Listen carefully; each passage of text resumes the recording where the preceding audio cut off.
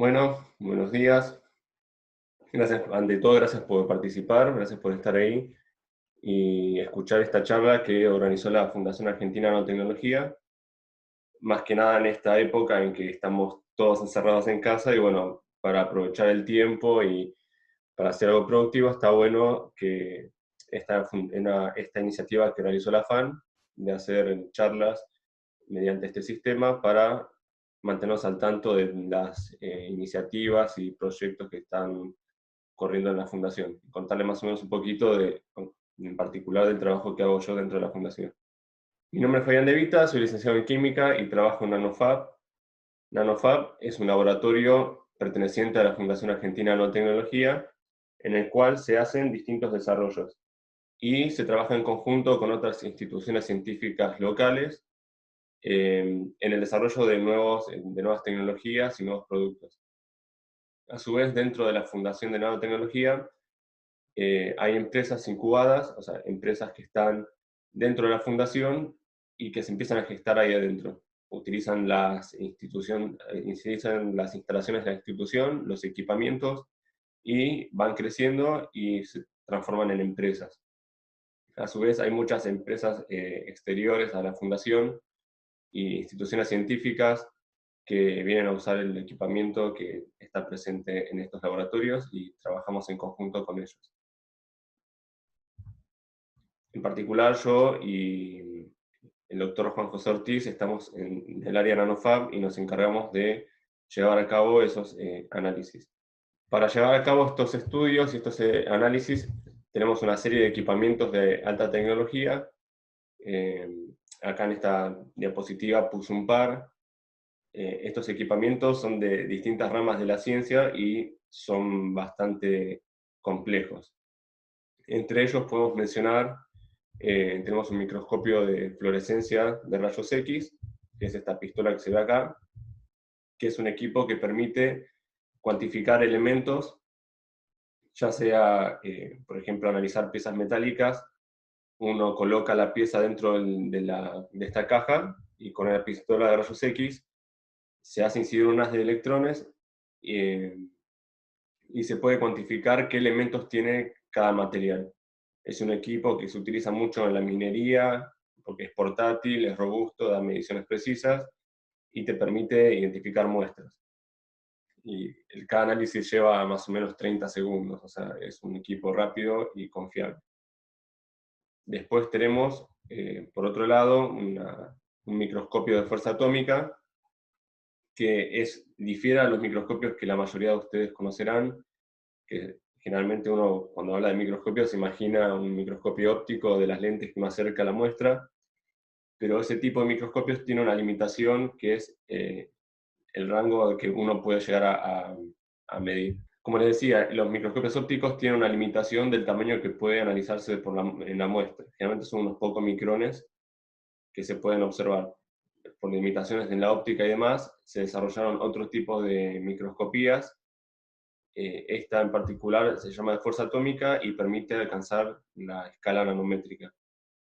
Dependiendo del tipo de punta que se utilice en este microscopio, eh, se puede analizar distintos tipos de muestra y hacer distintos tipos de ensayos, todo a escala nanométrica. Tenemos también, no puse la imagen acá, pero hay una impresora a chorro de tinta en la fundación, la cual nos permite desarrollar tintas nanoestructuradas para la fabricación de electrónica impresa.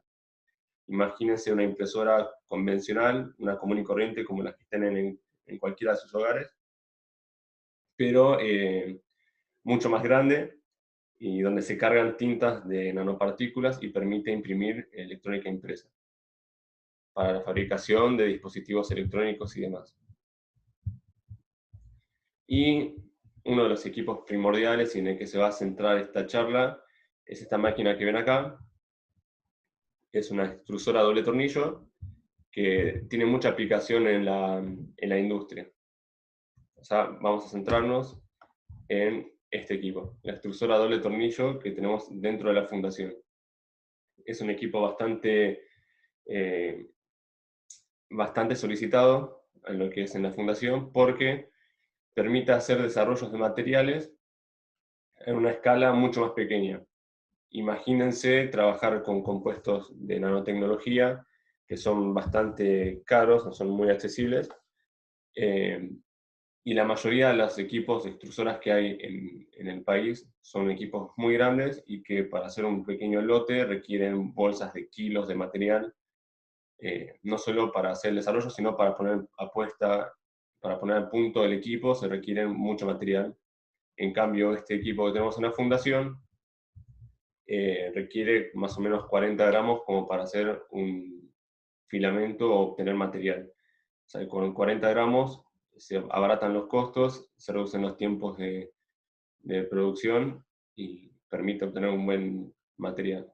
Así que no sé cuán estarán embebidos en el tema, pero en la industria del procesamiento de plásticos hay distintos tipos de técnicas. Está la extrusión, la inyección, rotomoldeo y varias más, pero creo que esas tres son las primordiales dentro de la industria.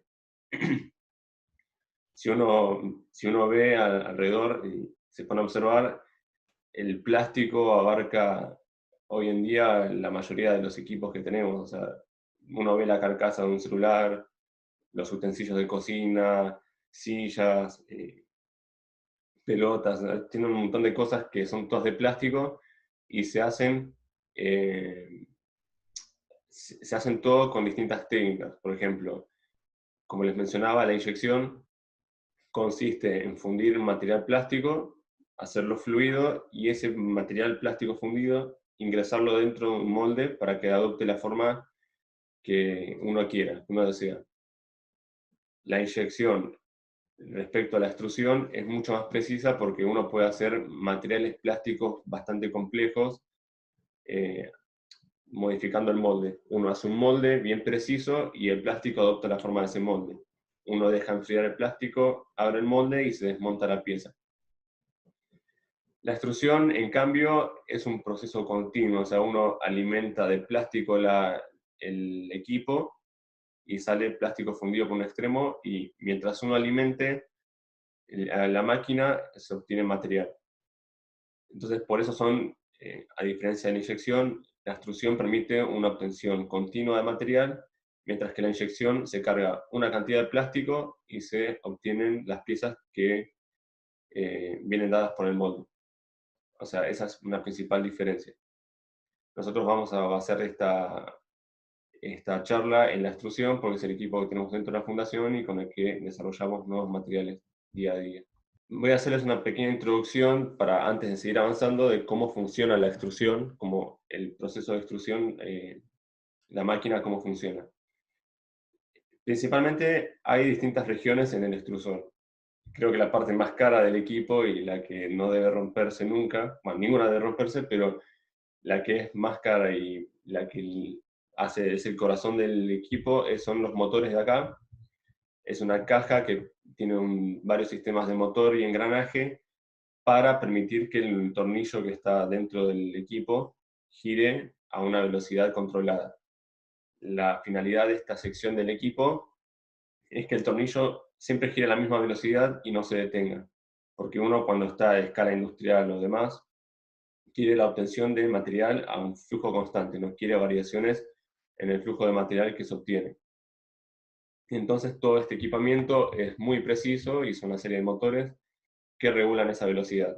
Tienen que regularlo de forma precisa para que siempre sea repetible y maximizar, digamos, lo que sería la producción de material.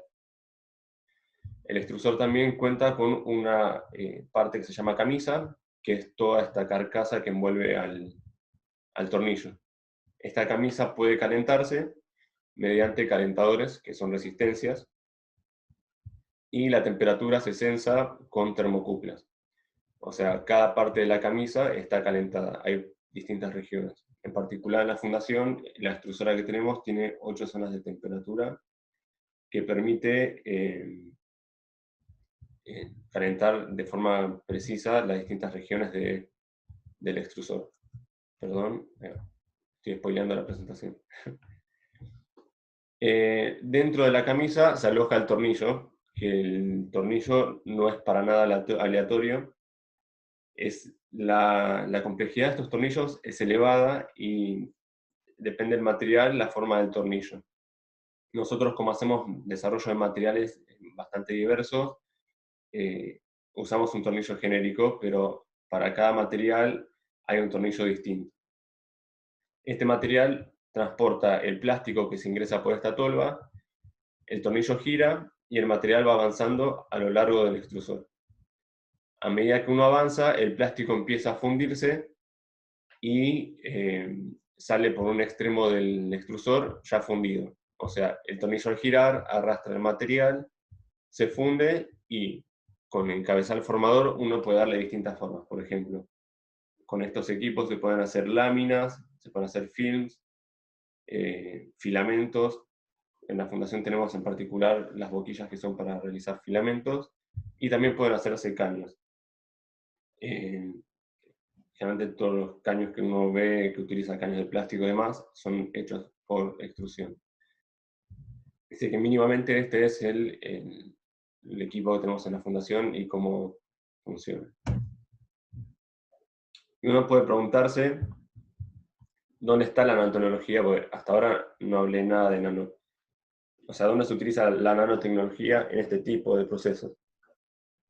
Pero bueno, entonces la respuesta está en la fabricación de materiales compuestos. O sea, uno puede agarrar un plástico y adicionarle nanopartículas para modificar alguna de las propiedades que tenga el material. Esperen que estoy agregando gente.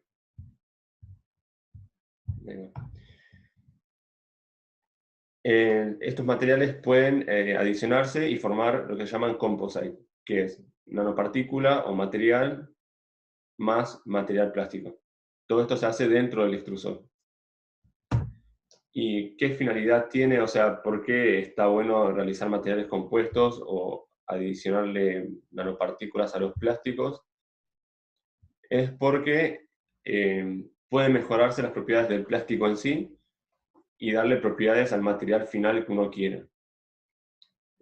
Un ejemplo muy tradicional es, por ejemplo, cuando uno hace una manguera, quien no alguna vez regó el jardín y sintió ese olor característico a manguera, a plástico.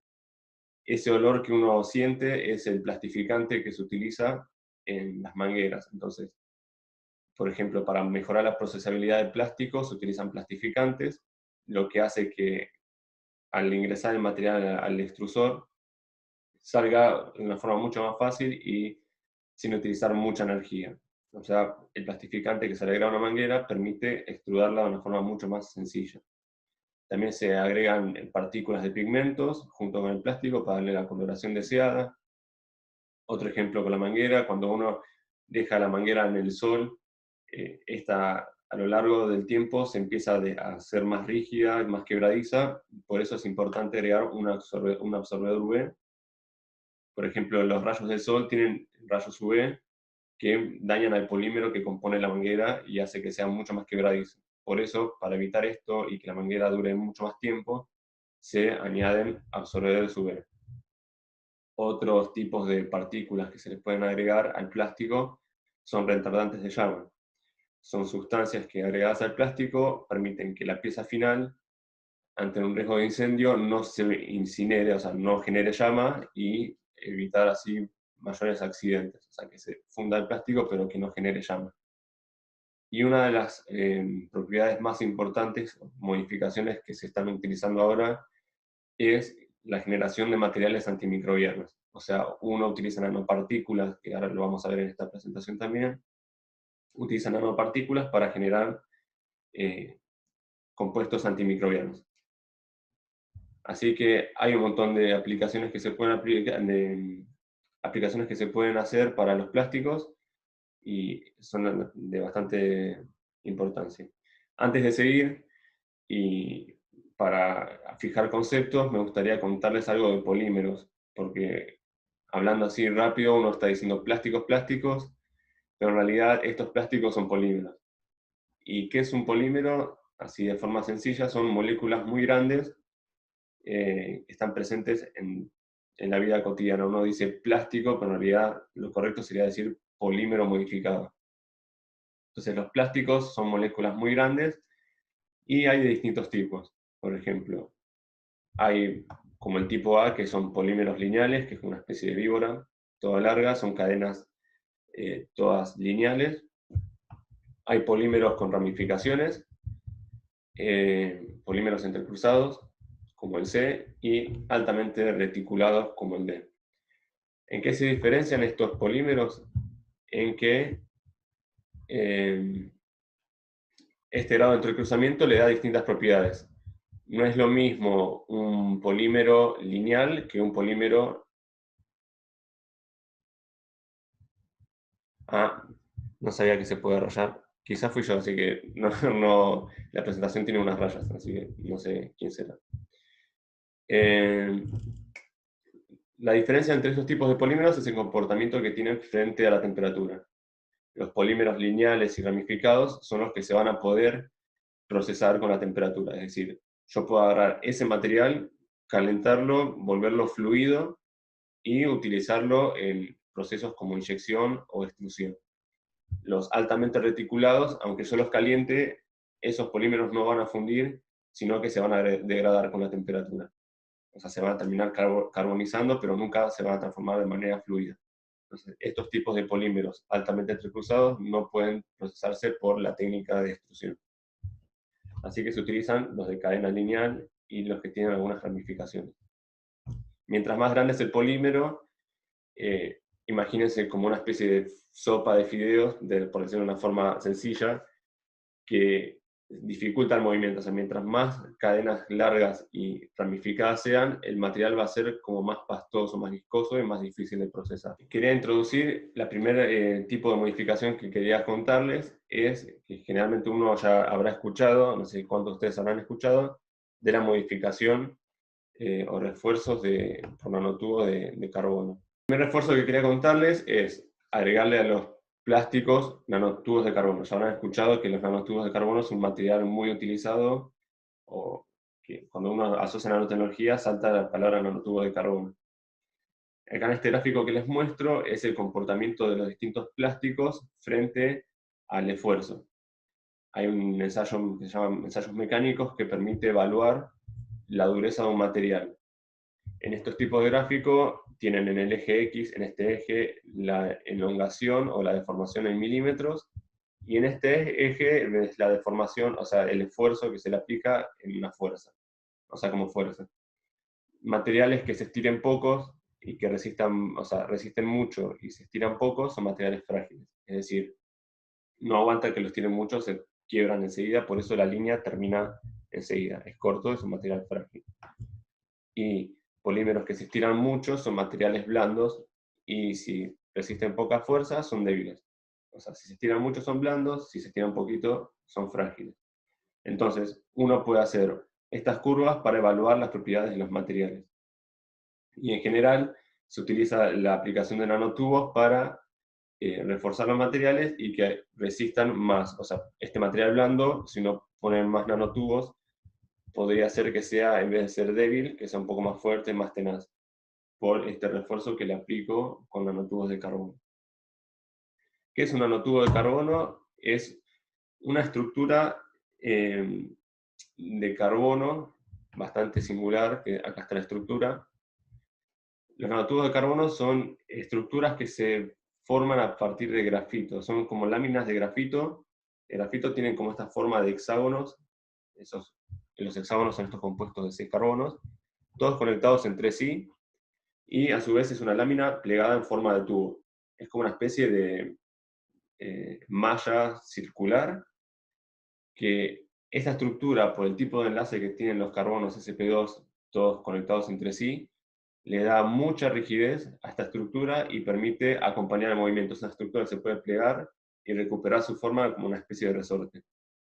Y es muy resistente, es un material que se ha hablado en los últimos tiempos que si uno pudiera comparar un hilo de acero de una determinada dimensión y se pudiera hacer un hilo de nanotubos de carbono con esa misma dimensión que un hilo metálico, tendría más de 1000 veces la resistencia de un alambre de acero. O sea que es un material bastante prometedor. Perdón. Así que se utiliza mucho para reforzar materiales.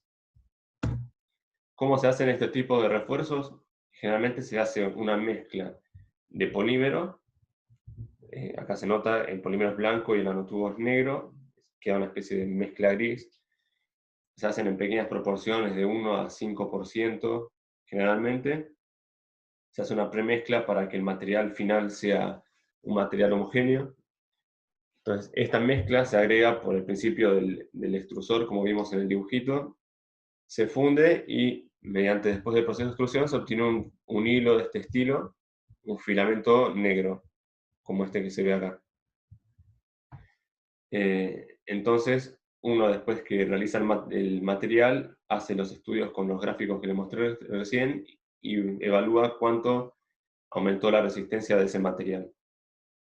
Si mejoró, bueno, en el mejor de los casos debería mejorar, y si está mal o no está homogénea la mezcla y demás, puede ser en partes que no sea homogéneo y los resultados de resistencia no sean los que uno esperaba. Acá les muestro una imagen, esto es una fotografía, una imagen de microscopía de ese filamento que se obtuvo con, este filamento negro que se obtuvo con el extrusor. Esta es una microscopía electrónica que permite ver a escala nanométrica el filamento obtenido. Si ven bien, todos estos fideos que se ven, todas estas viboritas, son los nanotubos de carbón. Acá en esta esquina inferior hay una barrita que dice que esta distancia de acá abajo son 200 nanómetros. O sea que fíjense que el ancho de los hilitos estos, de los nanotubos, está en la escala nanométrica. El largo puede ser mucho más largo, pero el diámetro de los nanotubos en principio son de 1 nanómetro, pero puede haber de más grandes, o incluso puede haber nanotubos todos compuestos, digamos, una capa y después otra capa de nanotubos, o sea, se llaman nanotubos multicapa. Acá hay una pregunta que dice: ¿se realizaron ensayos con mayor proporción, mayor a 5%? ¿Cuál fue el efecto en ese caso?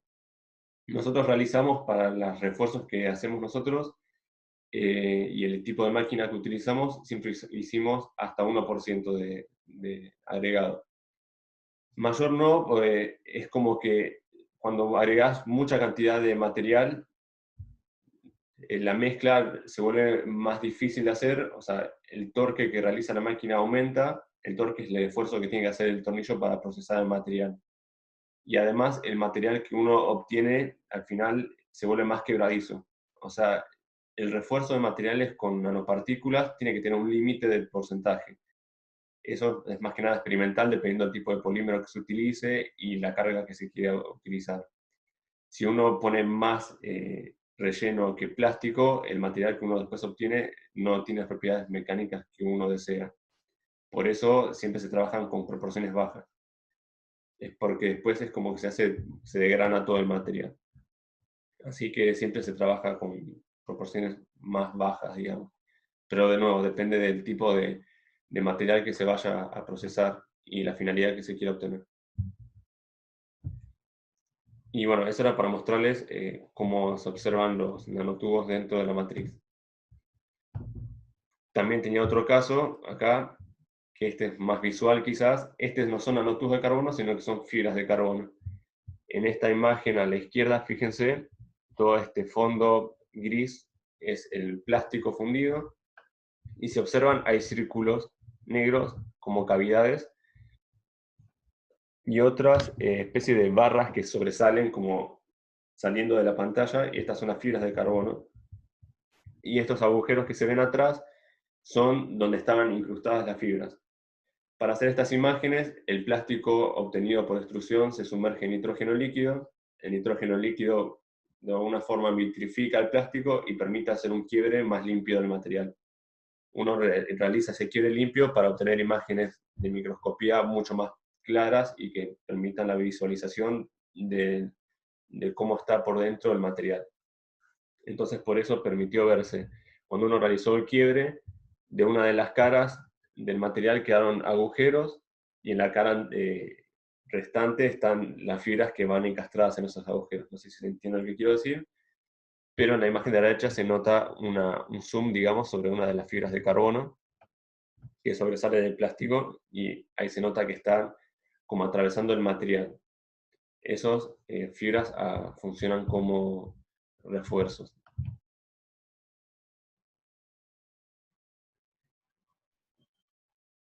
Dice, otra pregunta dice, la mezcla de polímeros nanotubos para ingresar al extrusor se hace a mano. ¿Cómo comprueban o en qué se basan para saber que la mezcla es homogénea? Generalmente, todo el proceso, como veíamos, de extrusión adentro del tornillo, como en el caso de la extrusora de la fundación, es doble tornillo. Son dos tornillos que van girando corrotantes y el material dentro mismo va fundiéndose y va pasando como un amasador, que es el tornillo, y eso hace que la mezcla se va homogeneizando. Igual previamente se muele el polímero y las nanopartículas. Hay distintos tipos de formas de homogeneizar. Hay otras formas que son cargar el material con tolvas que van agregando de forma separada las nanopartículas y el plástico, y las van agregando en distintas proporciones para que siempre ingresen cantidades similares de material. Otras, como las que tenemos en fundación, son más sencillas, son tolvas en las que se mete la mezcla, y si la mezcla tiene distintos tamaños, si las partículas es un polvo y el polímero es muy grueso, esa mezcla se va a sedimentar y va a ingresar de forma inhomogénea. Por eso siempre se trata de hacer que el polímero sea lo más parecido en tamaño a la carga que se quiera ingresar. Entonces, como les digo, es un paso previo que se hace, pero la homogenización se da dentro del extrusor. Todo paso que se pueda hacer para mejorar esa homogenización se realiza, y la homogeneidad final se realiza visualmente también cuando sale el filamento del extrusor, y a su vez se ve con imágenes SEM. Uno después realiza cortes en distintas secciones del extrudado y mediante imágenes SEM uno puede ver, por ejemplo, imagínense que en esta imagen que está en pantalla, a la izquierda, en una esquina del polímero yo veo un acumulado de nanotubos y en el resto no veo nada. Eso significa que no hubo una mezcla homogénea de los nanotubos dentro del polímero. Así que es más o menos eso, es hacer una condición de extrusión y después evaluar el filamento en distintas regiones. Eso más o menos creo es la respuesta a la pregunta. Otro filamento, un material que se utiliza mucho y que va a utilizarse en la industria, es el desarrollo de materiales antimicrobianos, que tiene mucho que ver con en la industria de alimentos para hacer empaques, para envases de alimentos que sean seguros para los alimentos. Uno no quiere que en donde guarda alimentos se desarrollen microbios o organismos que puedan ser perjudiciales para la salud. Y en otros tipos de plástico, por ejemplo de cocina y demás, quieren que sean seguros. No solamente que no liberan materiales tóxicos, sino que estos mismos plásticos funcionen como una especie de barrera antimicrobiana frente a distintos organismos. En la fundación hacemos también con la extrusora, utilizando polímeros biodegradables como la policaprolactona, que es el PLA, no, el PCL, y el poliláctico, que es el PLA. Se le agregan partículas, nanopartículas de oro o plata, que son las más conocidas antimicrobianas, y óxido de zinc. Acá se nota en la imagen, las nanopartículas se realizan en el laboratorio con distintos métodos de síntesis. En particular, acá hay una imagen de nanopartículas de plata. Si lo ven, esta escala de acá abajo son 50 nanómetros. Esta barra muestra que son 50 nanómetros, y entonces cada una de estas partículas son más chiquitas que 50 nanómetros. Entonces uno sintetiza estas nanopartículas y de forma similar a los nanotubos de carbono realiza materiales antimicrobianos. Como les mostraba, esas son las nanopartículas, cómo se generan, y están vistos en microscopio. Son partículas esféricas. Uno realiza, por ejemplo, materiales para hacer el filamento, hace lo mismo, carga de polímeros, nanopartículas, y obtiene un filamento como este que está acá. Este filamento es un plástico biodegradable con nanopartículas de plata. La finalidad de hacer filamentos de este estilo es que permite utilizarse en una extrusora. Se puede utilizar en una impresora 3D. Sí, hay una pregunta que dice, ¿es importante la dispersión de tamaños, en este caso de las nanopartículas de plata? Dice, porque se ven muy dispersas en tamaño. Sí, la actividad antimicrobiana depende tanto de la dispersión y del tamaño. Hay un rango de tamaños de nanopartículas que hace que sean efectivas frente a la actividad antimicrobiana. Nanopartículas muy grandes no interactúan bien con las células de las bacterias y demás, entonces tienen que ser de un rango pequeño. Hay papers que dicen que son hasta 60 nanómetros, otros que se extienden un poco más, pero sí, es importante el tamaño y la morfología. En este caso son esferas que yo mostré, pero eh, pueden ser de distintas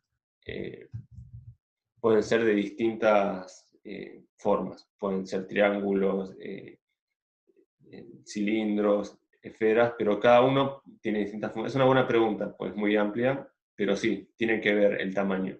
El tamaño tiene que ser pequeño para que tenga actividad antimicrobiana. Tamaños más grandes que 200 nanómetros generalmente no funcionan. Y depende del tipo de actividad que uno quiera realizar, la forma de la nanopartícula que se desea obtener.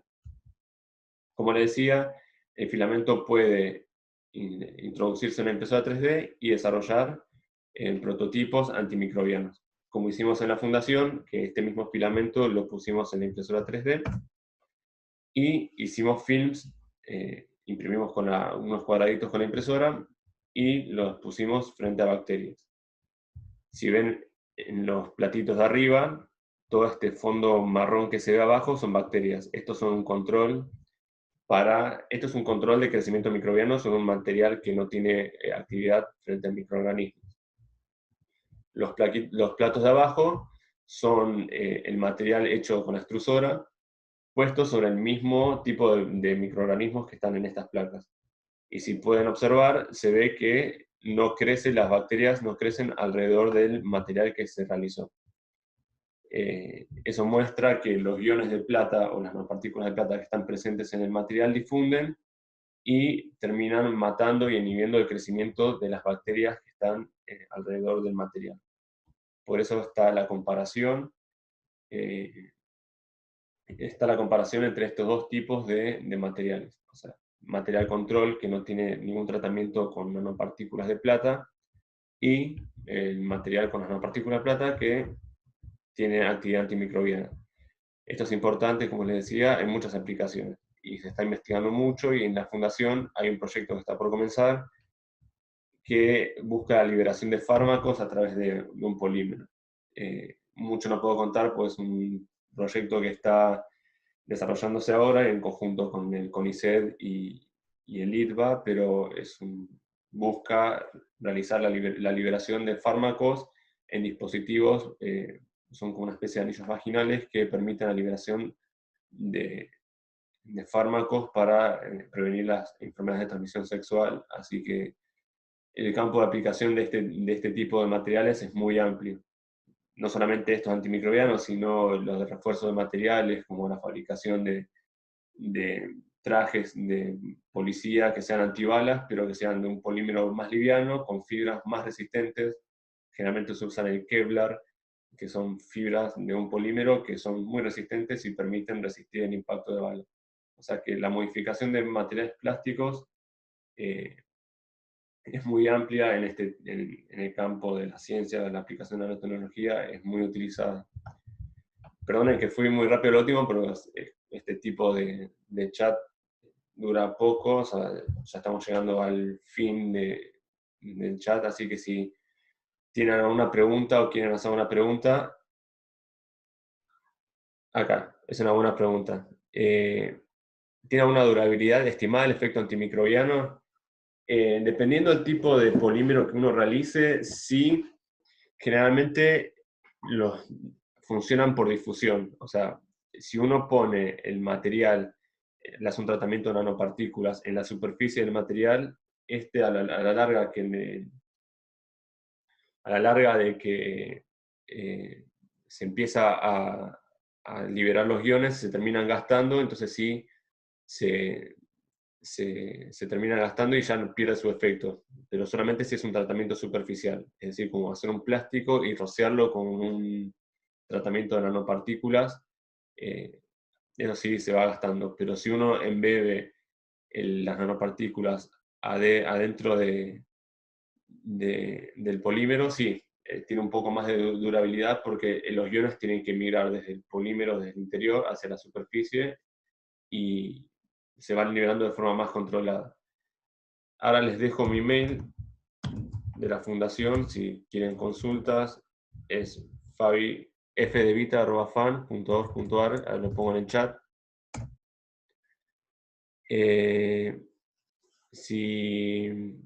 Si quieren también, está la página de la fundación, si quieren ingresar y ya sea organizar una visita guiada para la fundación o demás, pueden ingresar a la página y ahí hay más información sobre los proyectos que están en la fundación. Ese es mi mail. Si quieren tener más información de lo que se hace en FAN y demás, pueden ingresar a la página, o cuando pase todo esto del coronavirus, se podrán realizar una visita y pueden venir a conocer la fundación y lo que hacemos dentro de la fundación. Así que bueno, nada, si quieren, nada, consultarme o mandarme mail, son más que bienvenidos a hacerlo, y les agradezco ante todo por la buena onda, por escuchar, y les recomiendo que se queden en casa para evitar toda la propagación del virus, que sabemos que es un momento bastante feo, pero bueno, está bueno poder hacer estas charlas, participar, contar lo que uno hace, y siento que es informativo y está bueno. Así que gracias por escucharme, y cualquier duda que tengan me quedo a disposición de todos. Así que muchas gracias por la buena onda, por las preguntas, y que tengan buen día. Cuídense.